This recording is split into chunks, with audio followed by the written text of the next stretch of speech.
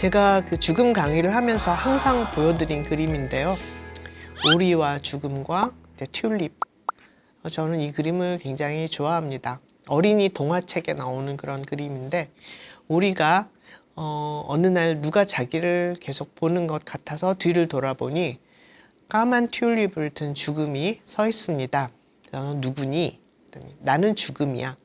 나는 항상 널 보고 있었는데, 이렇게 답을 합니다. 우리가 언제, 어떻게, 어디서 죽을지를 모르죠. 아무도 모르죠. 그러니까 죽음은 언제나 우리 곁에 있으면서 그때가 되면 우리를 데려갈 겁니다. 그러나 우리만 그걸 모르고 있죠.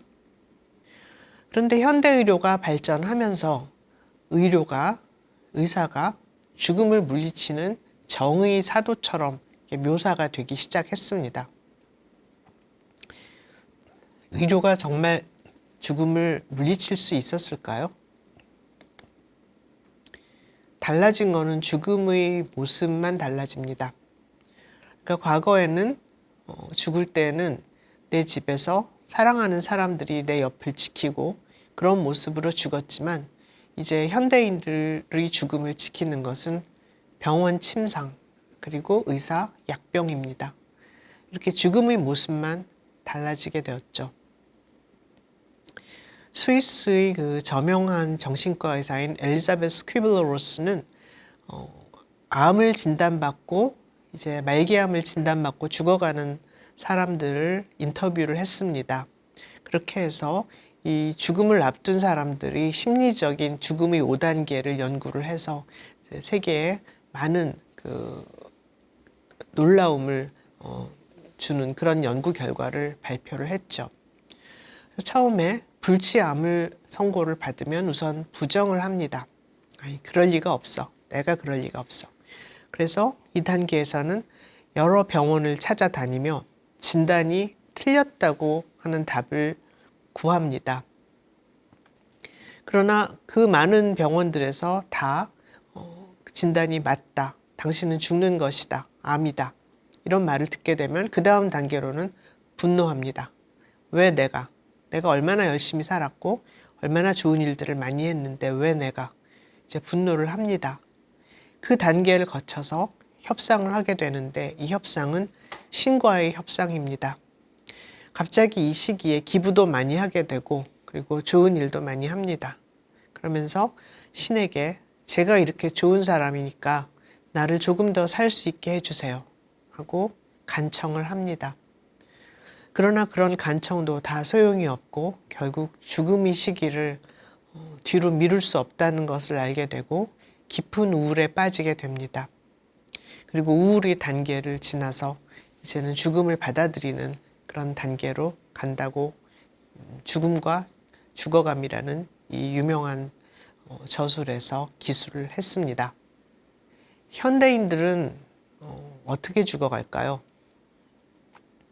이제 제가 그린 그림인데, 가로축은 시간이고요. 그다음에 세로축은 그 사람의 기능입니다. 그래서 세로축의 가장 위쪽은 기능이 정상인 상태, 생활 기능이 정상인 상태이고요. 시간이 지남에 따라서 점점 몸이 쇠약해지고 독립생활이 불가능한 단계가 됩니다. 그리고 그 단계를 지나면 거의 누워서만 지내야 하는 준와상에서 이제 완전히 누워서 지내야 하는 완전 와상 상태가 되고, 그리고 더 진행하면 사망을 하게 됩니다. 인간은 누구나 이 점점점 생활 기능이 떨어지면서 이제 사망을 향해 가게 되는데요. 그 중간중간에 뭐 작은 병을 앓는다든지 큰 스트레스가 있다든지 하면 조금 생활 기능을 잃어버릴 수는 있으나 다시 이것은 원 상태로 돌아오게 됩니다. 그런데 어떤 이유로 중풍이나 큰 사고 같은 그런 일들을 겪고 난 다음에는 이 생활 기능이 갑자기 절벽으로 떨어지듯이 거의 푹 떨어지는 이런 단계를 겪게 됩니다. 저희가 뭐 다리를 크게 다친다든지 그랬을 때는 거의 침상 생활을 완전 와상 상태가 잠깐 되지 않습니까? 그랬다가 다시 이제 회복이 되는데, 이 회복이 된다 하더라도 정말 크게 다친 경우에는 이전의 생활 기능으로는 완전히 돌아가지 못하게 되죠. 이렇게 큰 일이 한번 잊고 지나간 다음에는 삶 자체도 짧아지지만 더 문제는 독립생활이 가능한 그 시기가 짧아진다는 것입니다. 제가 정의를 하는 현대의학 시대의 죽음은 이렇게 3단계로 옵니다. 이것은 정신적인 그런 죽음의 단계가 아니고 오로지 신체 기능에 의거한 그런 죽음의 단계인데요. 외출을 못하는 단계가 됩니다. 집 밖을 나가게 되면 아무래도 실내보다는 여러 가지 위해 요소들이 있죠. 대표적인 게 이제 계단 같은 경우인데, 젊을 때는 계단의 그 단차를 눈으로 잘 인지하고 그리고 평형 감각이 잘 작동을 해서 계단을 내려가는데 아무 문제가 없습니다. 그런데 나이를 들게 되면서 시력도 나빠지고 그리고 평형 기능도 떨어지게 됩니다. 자꾸 어지러우신 분들 많잖아요. 그것도 노화의 단계라고 생각하시면 됩니다. 병원 가서 검사하고 고생만 많이 하시고 그런 분들 많이 봤어요. 답이 안 나옵니다. 평형 기능이 노화되는 단계라고 받아들이시면 되고요. 근육도 약해지고 그러다 보니 계단에서 구르는 일이 흔합니다. 근데 계단에서 구르게 되면 정말 크게 다치기 때문에 제가 관절염이 아주 심하시고 하신 분들도 웬만하면 외출을 끝까지 하시지만 계단을 오르내리는 거는 조금 조심을 하시라고 합니다. 외출을 못하게 되면 간단한 그런 장보기 이런 것들이 안 되기 때문에 이제 누군가가 계속 나를 돌봐줘야 하죠. 그런데 좀 경제적으로 부유한 분들은 분명히 몸 단계는 이 외출 못하는 단계인데도 불구하고 다양한 그런 자원을 이용을 해서 사람을 쓴다든지 차량을 이용한다든지 해서 외출을 또 합니다. 끝까지 하게 되는데요. 저는 외출 못하는 단계가 엄밀히 말하면 사회적인 사망의 단계라고 봅니다. 사실 이 단계가 되면 나와 이 사회관계를 유지하던 많은 사람들은 이미 세상을 떠났거나 아니면 나와 비슷하게 외출 못하는 이런 단계가 되어 있는 거거든요. 그래서 저는 이 단계가 되면 본격적으로 죽음을 준비를 해야 하는 그런 사망의 단계라고 생각을 하고요. 그 다음 단계는 이제 침대 밖을 못 벗어나는 이제 완전 와상 혹은 자리 보전한다 이렇게 얘기를 하죠. 이런 단계가 됩니다. 요 전까지만 해도 비록 외출은 못했다 하더라도 집에서 간단하게 음식도 만들 수 있고 집안에서 생활을 할 수는 있었으나 이제 2단계가 되면 음식도 침대 밖에서는 먹지를 못합니다. 음식은 누가 떠먹여 주지만 또 가장 고역인 것이 화장실 가는 문제죠. 나의 배변을 내가 더 이상 해결하지 못하는 단계가 된다는 것을 의미합니다. 침상을 못 벗어나는 단계는. 사실 이거는 저는 옛날에 어릴 때 무슨 효부상 이런 걸 하면 단골 레퍼토리가 있었어요. 자리 보존한 시어머니를 7년 동안 대소변을 받아내고 이런 말이 있었어요. 저는 어릴 때 굉장히 싫었거든요. 왜 이거를 꼭 며느리가 해야 하나. 어린 마음에도 굉장히 이상했었는데 사실 이거는 어떻게 보면 그것을 이 해줘야 하는 사람의 문제라기보다는 이 당사자의 문제가 더 큽니다. 이렇게 됐을 때 나는 마음이 편할까? 나의 존엄성은 어디로 가는 것인가? 사실 저는 그 문제가 굉장히 크다고 생각을 해요. 그래서 이 침상 못 벗어나는 단계가 되면 많은 가정들에서는 더 이상 집에서 이제 이 수발을 들 수가 없어서 요양원이나 요양병원을 찾게 되는 그런 단계가 되기도 하고요. 그리고 이 단계를 지나서 이제 정말 밥도 못 먹는 그런 단계에 이르게 됩니다. 밥을 못 먹게 돼도 현대의학은 여기에 개입을 해서 다양한 방법으로 생명을 늘립니다. 혈관에 이 영양 공급을 하는 그런 라인을 만들어서 이제 수액을 공급을 해서 영양분을 공급을 한다든지 아니면 코에다가 레빈 튜브라고 하는 그 줄을 끼워서 유동식을 공급을 한다든지 조금 더 과격하게는 위에다 구멍을 뚫습니다. 위루라고 하는 것을 만들어서 이제 그쪽으로 영양 공급을 하게 되면 생물학적으로는 사망할 수밖에 없는 상태의 사람들을 굉장히 오랫동안 살려놓을 수가 있습니다.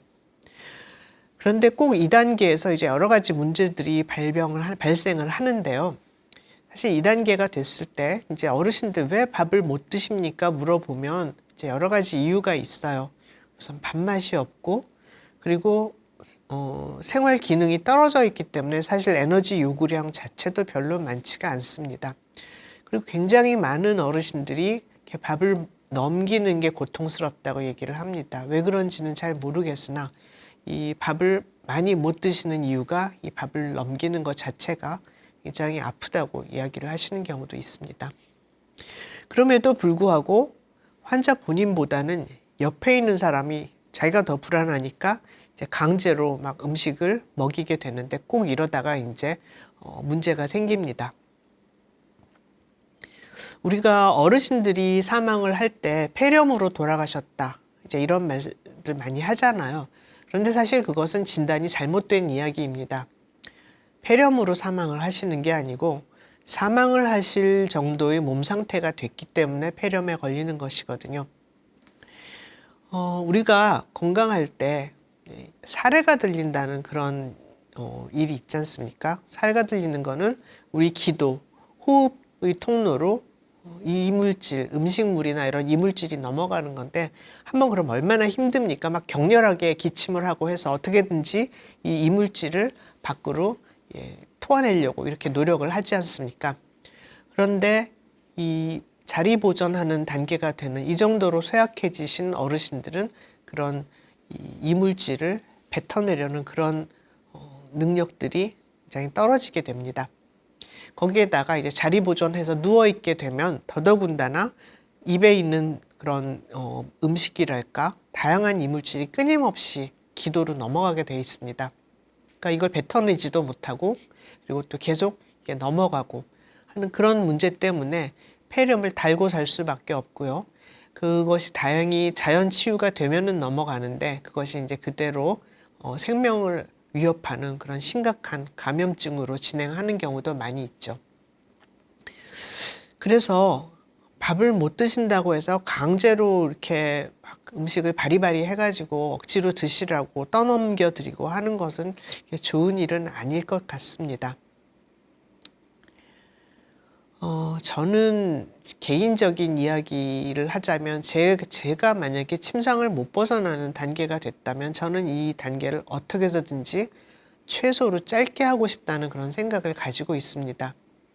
그 짧게 하는 방법은 밥을 못 먹는 단계에서 더 이상 어떤 인위적인 조치를 취하지 않으면 이 시기는 굉장히 빨리 끝납니다. 그런데 이거를 아니 그러면 사람을 굶겨 죽이란 말이냐 뭐 이렇게 굉장히 놀라시는 분들도 있더라고요. 글쎄요. 우리가 연명치료에 대해서 논의를 할 때 우리나라는 연명치료의 범위를 굉장히 좁게 보고 있지 않습니까? 숨을 못 쉬면 인공호흡기를 끼고 그리고 심장이 멈추면 심폐소생술을 하고 이 정도로 연명의료를 생각을 하는데 서구의 다른 선진국들은 점점 연명의료의 범위를 넓게 하고 있습니다. 그 중에는 강제적인 영양급식도 일부 포함되는 국가들이 있습니다. 최근 미국에서는 신장투석도 연명치료에 포함을 하자 하는 움직임이 있습니다. 우리가 신장이 나쁘면 규칙적으로 일주일에 3번 투석을 안 하면 생명이 위험해지잖아요. 그런데 이제 신체의 모든 기능이 다 소실이 되고 신장 투석만 하는 이런 분들도 과연 기계적으로 일주일에 3번씩 꼭 투석을 해야 하는 것인가? 어떻게 보면 굉장히 법적으로 문제가 될 수도 있고, 왜냐하면 투석을 안 하면 사망한다는 걸 알기 때문에 문제가 될 수도 있음에도 불구하고 이 많은 전문가들은 이제 신체의 다른 기능들이 다 소실이 되었으면 신장 투석 같은 이런 치료도 이제 과거처럼 이렇게 일주일에 3번씩 기계적으로 꼭 하지는 않는 것이 어떨까 이런 것을 제안을 하고 있습니다. 이 아무르라고 하는 프랑스 영화를 보신 분들도 계실 텐데요. 프랑스를 대표하는 국민 배우 3분이 나왔고 그리고 그 칸느 영화제에서 황금종려상까지 받았던 그런 영화인데, 영화의 내용은 두 부부가 해로를 하고 살다가 이제 한 분이 아픕니다. 근데 아프다기보다도 그냥 이제 늙어서 죽어가는 과정에 들어간 거죠. 이 영화에서는 이 할머니가 이제 그 병석에 눕게 됩니다. 어느 날 갑자기 기억력도 나빠지고 이상한 행동을 하고 해서 병원에 데리고 가보니 이제 혈관성 치매라는 진단을 받습니다. 혈관성 치매는 우리 뇌로 가는 그런 수없이 많은 가느다란 그런 혈관들에 다 문제가 생겨서 더 이상 이 뇌세포에 정상적으로 혈액 공급을 못하게 되면서 이제 뇌가 죽어가는 그런 과정이고, 물론 치료법은 없습니다. 그러자 이 할아버지는 할머니를 어디 요양시설에 보내지 않고 집에 두고, 그리고 이제 간병하는 사람을 고용을 하면서 지극정성으로 이제 돌봅니다. 돌보지만 이 할머니 상태는 좋아지질 않습니다. 점점점 이제 기울어 가고, 그러던 어느 날 이제 밥을 주려고 하는데 할머니가 입을 딱 다물고 밥을 거부를 합니다. 그러자 할아버지가 이렇게 안 먹으면 당신 죽는단 말이야 하면서 막 화를 내다가 이제 할머니를 한 대 때립니다. 그리고 나서 할아버지가 갑자기 정신이 퍼뜩 드는 거죠. 내가 지금 뭘 하고 있는 건가. 이렇게 때려서까지 강제로 밥을 먹이고 하는 이런 삶이 과연 삶일까? 아마 그런 생각을 했을 것 같습니다. 결국은 할아버지는 베개로 할머니를 질식을 시켜서 할머니를 죽이게 되는 그런 간병살인이죠. 그러니까 예술 영화이기는 하나 이 간병살인이라고 하는 이 무서운 현실을 담아낸 그런 영화였습니다. 얼마 전에 22세 청년이 그 아버지를 간병을 하다가 이렇게 적극적으로 살인을 한 것은 아닌데 이제 돌봄을 조금 소홀히 하면서 그 과정에서 아버지가 사망을 하는 그런 사건이 있었습니다. 여기에 대해서 과연 이 청년에게 간병살인의 책임을 물을 수 있는가 하는 이 많은 그런 목소리들이 있었죠. 간병을 한다는 것은 사실 가족들의 그 돌봄의 의무죠. 그런데 우리나라처럼 이렇게 가족을 돌보는 의무가 오롯이 가족에게 떠넘겨지는 그런 사회에서는 아마 이 문제를 피해갈 수가 없을 거라는 생각이 듭니다. 이런 극단적인 경우가 아니라 하더라도 이 가족 간병에 대해서 이제 여러 가지 설문을 했을 때 대다수의 가족들이 경제적으로 크게 영향을 받는다 얘기를 했고, 그 외에도 자녀 교육에도 문제가 있고, 나이 노후 생활에도 이제 준비하는데 차질이 빚어지고, 다른 가족과의 사이도 나빠지고, 뭐 이런 다양한 문제들을 이야기합니다. 그만큼 간병이라는 것이 어떤 가족의 그 의무로 부과를 하기에는 너무나 큰 짐이 되어 버렸는데요. 사실 사람들이 제가 이제 젊을 때만 해도 70대에 돌아가셨습니다. 어르신들이 70대에 돌아가셨는데 그 단 10년, 20년 더 사시는 게 이렇게 사회적인 큰 변화를 가져왔다는 생각이 듭니다.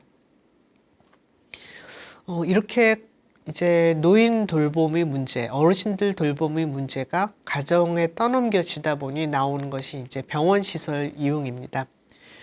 우리나라 사람들이 이제 돌아가실 때 굉장히 병원에서 죽는 경우가 많다 하는 거는 이미 오래전부터 사회 문제처럼 이야기가 되어 왔었고, 그럼에도 불구하고 병원 사망이 증가하는 추세는 전혀 꺾이지를 않습니다.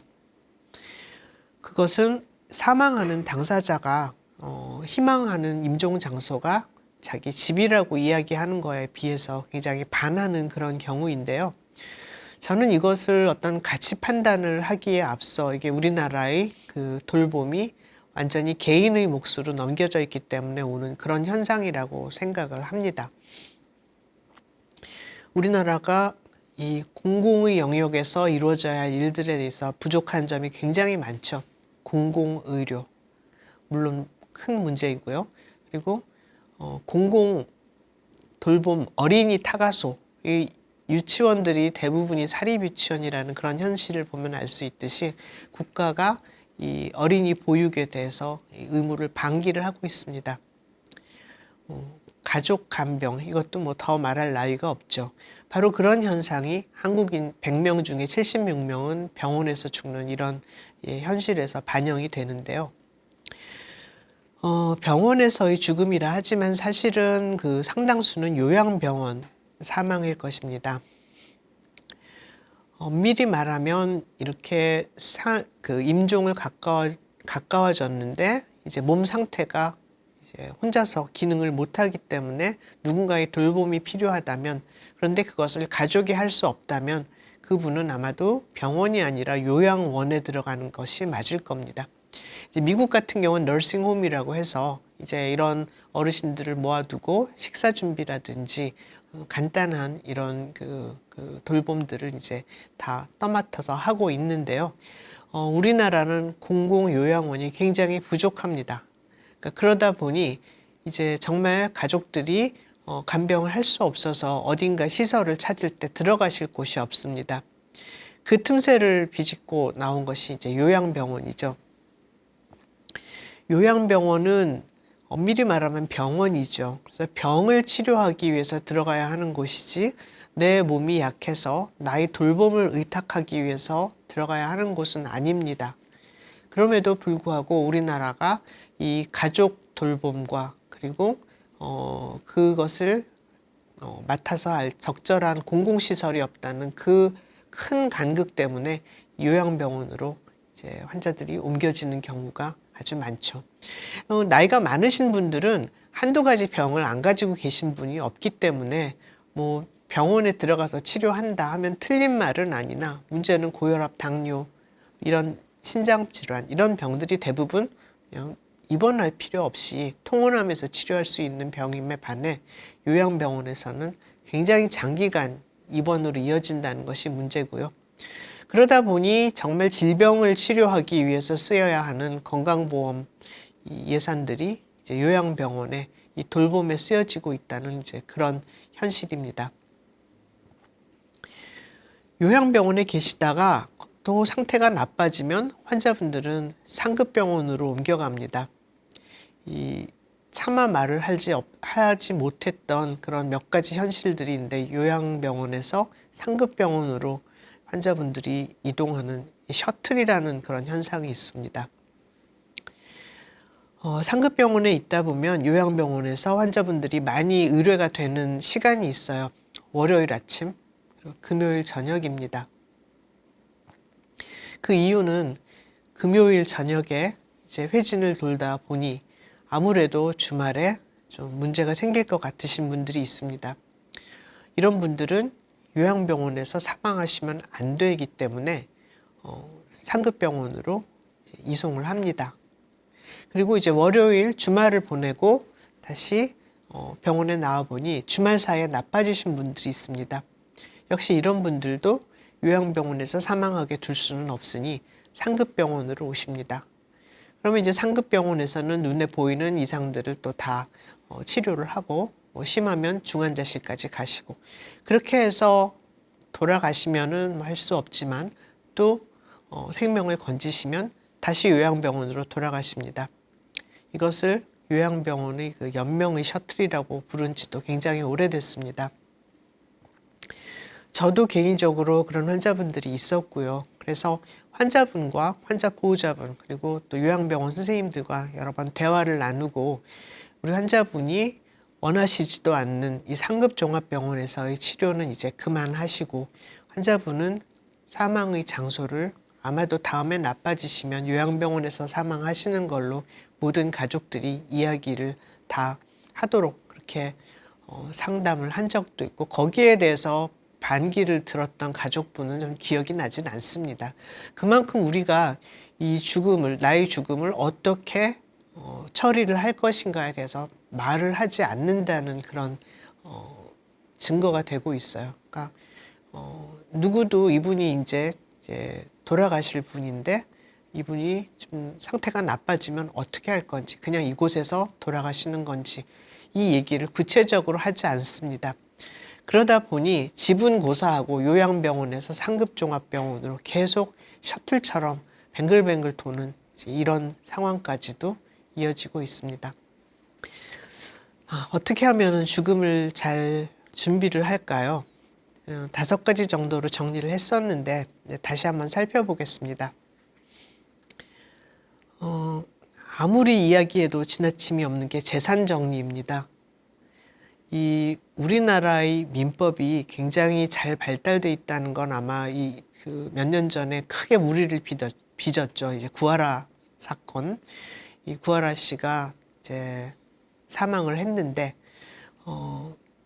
아무런 이 가족으로서의 어떤 의무를 지키지 않았던 분이 이제 이분의 재산을 상속을 해가는 이제 그런 일이 있어서 굉장히 그 무리를 빚었던 적이 있었습니다. 근데 그것이 우리나라 민법, 상속법의 현실입니다.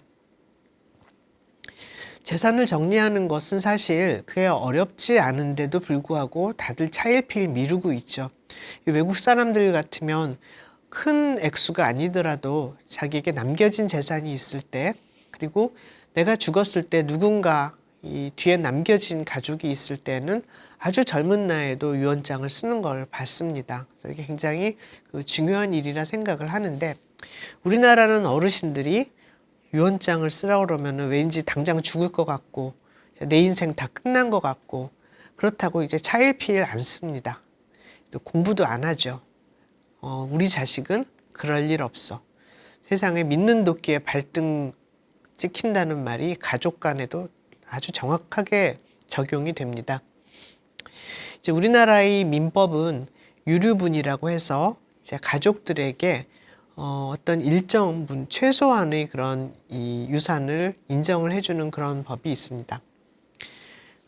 원래는 이것이 과거에 이제 장자상속의 시대에 모든 재산을 장남에게 다 몰아주는 이제 이런 것이 이제 평등의 원칙에도 어긋나고 또 여러 가지 문제가 있어서 모든 그런 자식들이 일정 부분의 유류분을 받도록 이제 그렇게 정리가 된 바가 있습니다.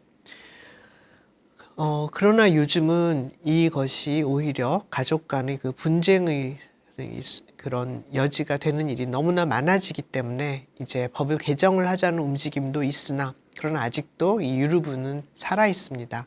그렇기 때문에 정리를 하고 공부를 많이 하셔야 합니다. 공부를 많이 하고 어떻게 하면 내 자식들이 내가 남은 재산을 가지고 그래도 법정에서 서로 싸우고 아웅다웅 하지 않을까, 이거를 지금부터 고민을 하셔야 합니다. 돌아가신 다음에 남은 가족들이 소송을 하게 되면 그 가족은 없어진 가족이죠. 허공에 날아간 가족입니다. 그렇기 때문에 재산 정리를 하는 것은 아무리 중요하다고 강조를 해도 지나침이 없을 것입니다. 우리나라의 유류분법 이런 것들은 아주 복잡하기 때문에 잘 공부를 하셔야 합니다. 많은 어르신들이 이 대학병원에서 이제 많은 과를 진료를 하십니다. 병들이 대개 서너 개씩은 다 있기 때문에 하루 종일 와서 이제 이과, 저과, 극과 다니면서 여러 그 교수들을 보고 기다리는 거는 몇 시간 기다렸다가 진료는 한 3분 보고 이제 이렇게 가시면서 잘 치료를 받았다고 생각을 하십니다. 그 대학병원의 교수님이 나를 얼마나 잘 알까? 거기에 대해서는 굉장히 회의스러운데요. 먼저 시간에도 이야기했지만 우리나라는 3분 진료의 그 현실을 벗어날 수가 없습니다. 이 3분 진료 동안에 사실 약 처방 하나 하는 것도 상당히 어렵습니다. 그럼 환자분을 잘 파악을 하고 이해를 한다는 것은 굉장히 요원한 일이라고 할 수 있는데요. 이제 어느 시점에선가 대학병원의 이런 그 진료실 셔틀을 이제 깨야 합니다. 그러니까 동네에서 나를 잘 아는, 내가 믿을 만한 의사가 꼭 있어야 하는데 이것이 참 어렵죠. 지금 우리나라 이제 실정은 대학병원이 어떻게 보면 공공의료원처럼 이렇게 쓰이고 있어요. 워낙에 개원한 병원들에 대해서 많은 환자분들이 불신을 가지고 있습니다. 여길 가면 비급여 진료만 하고 뭐 이런 그런 제도상의 그런 여러 가지 문제 때문에 이 불신이 쌓여 있어서 그래도 과잉으로 무슨 그 진료나 이런 걸 안 받으려면 대학병원에 가야 한다. 굉장히 잘못된 생각인데 이런 생각을 하면서 대학병원의 문턱을 못 벗어나는 분들이 굉장히 많습니다. 그렇진 않습니다. 우리나라의 의료 제도의 문제 때문에 좋은 의사를 찾기가 쉽지는 않고요. 점점 어려워지고 있지만 그래도 분명히 여러분 주변에는 여러분들을 잘 보살펴줄 그런 의사 선생님들이 있습니다. 잘 찾으셔야 합니다. 이 병원의 네임밸류만 보고 찾아가시지 말고 가까운 곳에 나를 잘 도와줄 의사를 찾으시고 이제 그분 말을 들으십시오. 그래야지 약이 정리가 되고 사실 대학병원 관 서너 개 돌다 보면 나중에 나오면 약이 한 보따리가 되거든요. 그중에 정말 필요한 약은 몇 개 안 될 수도 있습니다. 왜냐하면 대학병원 교수들은 타과에서 처방한 약을 들여다보지를 않습니다. 그렇기 때문에 이 약이 얼마나 많아지는지도 잘 모르고요. 내 처방만 들여다보니까. 어느 시점이 되면 한 사람의 의사에게 내가 이 약을 다 먹어야 하는지 확인을 받으시고 그리고 과감하게 줄일 약들은 좀 줄여나가시는 것이 바람직합니다. 그리고 내가 정말 큰 병원에 가야 할 때가 언제인지 그거를 그 의사에게 판단을 맡기시는 것이 사실은 가장 좋은 판단이라고 할 수 있겠고요. 이제 사전연명 의료 의향서는 뭐 너무나 많이 알려져 있어서 이제 다들 어떻게 쓰시는지 알고 계실 것이라 생각을 합니다. 이것은 이제 병원에서 아무 데서나 다 쓸 수 있는 것은 아니고 이걸 쓸 수 있는 의료기관이 정해져 있습니다. 그런데 일반적으로 그 보험공단 지사들이 있거든요. 거기에 가면 다 이제 설명을 듣고 쓸 수 있으니 그곳에서 쓰시면 되는데 누누이 말씀을 드리지만 이것은 최소한입니다. 이걸 다 쓰셔도 이대로 못 돌아가시는 경우가 굉장히 많습니다. 최근에 이제 제가 경험을 했던 그 경우를 말씀을 드리겠습니다. 이제 70대 환자분이셨고 저한테 오랫동안 이제 류마티스 관절염 치료를 받으셨는데 그런대로 잘 지내시다가 갑자기 이제 폐가 나빠지게 되었어요. 이제 폐섬유화증이라는 문제가 생겼는데 조금 경과가 빨랐습니다. 그래가지고 이 마음의 준비가 아직 가족들도 잘 안 된 그런 상태였죠. 그래서 첫 번째 입원에서는 어떻게 다행히 큰 문제 없이 이제 집에서 산소호흡을 하고 하는 걸로 이제 치료를 하고 퇴원을 했는데 그리고 나서 퇴원을 하고 한 달 정도밖에 안 돼서 다시 또 이 섬유화증이 진행이 돼서 많이 나빠져서 다시 입원을 하셨습니다. 두 번째 입원을 했을 때는 제가 보았을 때는 이제는 병원에 살아서 퇴원을 하지는 못하실 것 같았습니다. 그만큼 빨리 진행을 했고 상태가 나빴는데 문제는 치료약이 없다는 것이었습니다. 사실 이제 류마티스 관절염을 앓다 보면 이제 폐에 섬유화증이 오는 예가 꽤 있거든요. 근데 대부분 과거에는 환자분들이 류마티스 관절염을 심하게 앓으시면 이렇게 오래 살지를 못하셨습니다. 그래서 이 폐섬유화증이 어떻게 문제로 발현되기 전에 돌아가시는 경우가 많았기 때문에 사실 이것을 그냥 이렇게 적극적으로 치료를 해야 한다. 이제 이런 생각이 없었는데 이제 치료제가 좋아지면서 환자분들도 천수를 다하고 70, 80까지 이렇게 사시면서 이제 폐가 굳는 이런 문제들이 이제 진행을 하면서 이제 수면에 떠오르게 되었죠. 이제 그러다 보니 치료제도 이렇다 할 만한 치료제들이 아직은 없었고 안타까웠던 거는 이제 이 폐섬유화증에 대한 이런 치료를 이제 미국에서 신약 임상 시험을 하고 있는 그런 단계였는데 그 코로나 때문에 이제 임상 시험을 하다가 중단하고 이제 그런 시점이었습니다. 그래서 이래저래 쓸 약이 없고 환자분 상태는 많이 나빠지고 그래서 이제 가족분들을 다 오시라고 해서 이제 환자분이 상태가 나쁜 것을 설명을 드리고 이제 마음의 준비를 하시라는 이야기를 하려고 보니 이분이 사전연명 의료 의향서를 쓰셨더라고요. 그래서 제가 이제 그 이야기를 하고 환자분 본인이 이런 의향서를 쓰셨기 때문에 더더군다나 이제 지금 약도 없는 상황에서 상태가 나빠지면 할 일은 중환자실에서 인공호흡기를 다는 일밖에 없겠으나 지금 이 폐 상태가 이렇다면 인공호흡기를 하시더라도 오래 견디지는 못하실 것이고 그 자체가 환자분한테 굉장히 고통스러우실 수도 있겠습니다. 이렇게 설명을 드렸어요. 그랬더니 대뜸 가족분이 그거는요 시골에서 아무것도 모르는 노인네들 모아놓고 그냥 막 사인하라고 그래서 한 거지 환자분이 그 본 의사가 아닙니다. 그거 무시해 주시고 할 수 있는 거 중환자실도 가야 하고 해야 합니다. 모든 걸 다 해주세요. 이제 이렇게 말씀을 하시는 거예요. 오늘 저도 당황스럽죠. 만약에 이 분이 정말 뭐라도 할 수 있는 것이 남아 있다면 그때는 환자분이 이런 걸 쓰셨더라도 잘 또 이렇게 얘기를 해서 어떻게 좀 설득을 해볼 수도 있겠는데 정말 할 수 있는 것이 아무것도 남아 있지를 않은데 그래서 환자분하고 또 다시 이야기를 하고 환자분은 고개를 설레설레하고 나는 중환자실은 안 가겠다. 치료법도 없는데 왜 가냐. 이렇게 단호하게 거부하고 그러나 환자 가족분들은 중환자실 가셔야 한다 하고 이렇게 굉장히 그 여러 시간 동안 이제 환자 본인의 의사와 가족분의 의사와 이제 그 많은 시간을 보내고 결국은 이제 환자 가족분들에게 이 환자분의 의사 그리고 환자분의 의지가 무엇인지를 납득을 시키고 그리고 환자분은 이제 병동에서 조용히 이제 세상을 떠나셨는데요.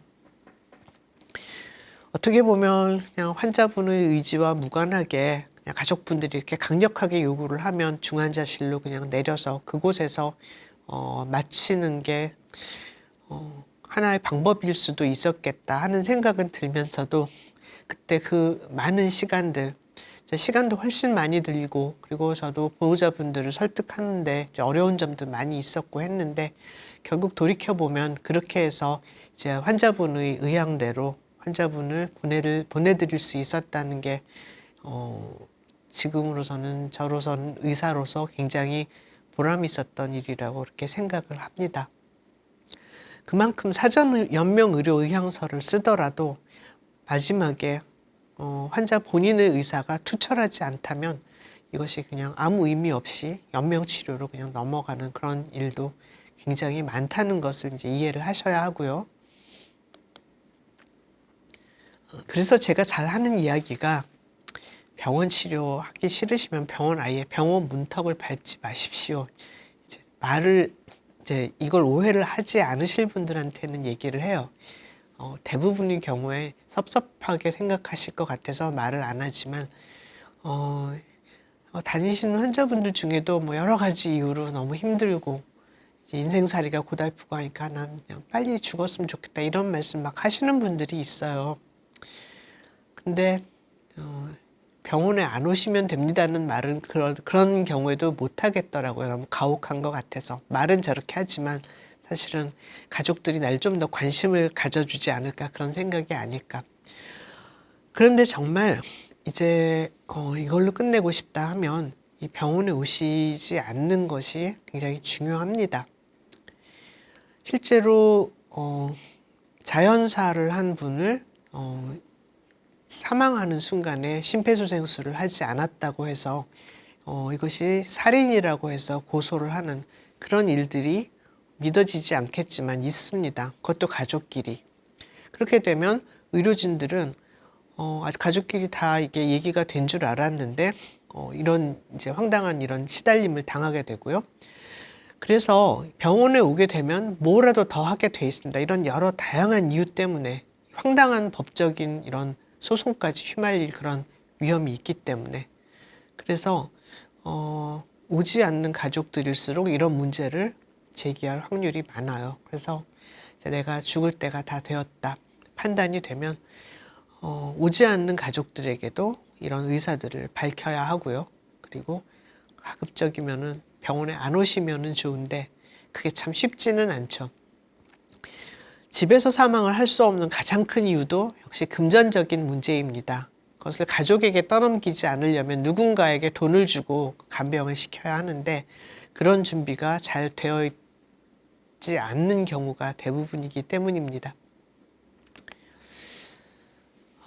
마지막으로 저는 이게 정말 중요하다고 생각을 해요. 우리는 왜 죽음을 두려워할까요?